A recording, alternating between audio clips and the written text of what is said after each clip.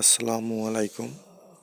আপনারা যারা গরু পালন করেন গ্রামে, রাতে গরুকে মশার কামড় থেকে বাঁচানোর জন্য যারা প্রতিদিন কয়েল ব্যবহার করেন, কিন্তু প্রতিদিন কয়েল ব্যবহার করার পরেও মশা যাচ্ছে না এবং গরুকে ঠিকভাবে থাকতে দিচ্ছে না মশা, এজন্য আপনারা এই কেমিক্যালটা ব্যবহার করবেন।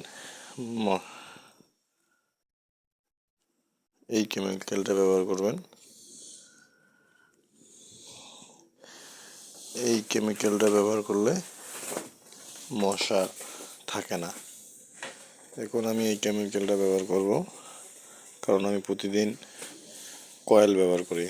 কয়েল ব্যবহার করতে দেখা যায় আমার অনেক টাকা খরচ হয়।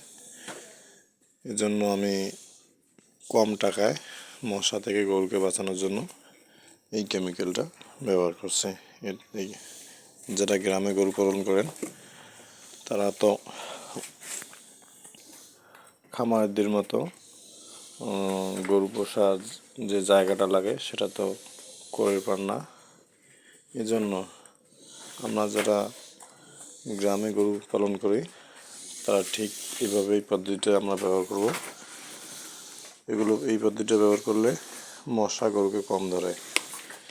এই যে এখানে দেখেন, আপনারা দেখতে পাচ্ছেন কীভাবে এটা সেট করছি। এখন এটা চাপ দিলে বের হবে। আমরা কি করব, প্রতিটা ওয়ালে এভাবে স্প্রে করে দেব।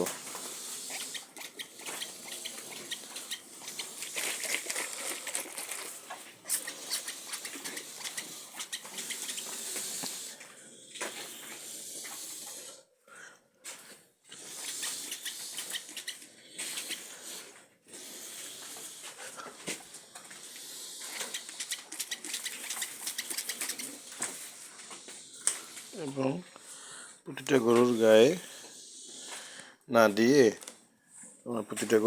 স্প্রে না দিয়ে তাদের যে লেজটা আছে, এই লেজটাই দেব।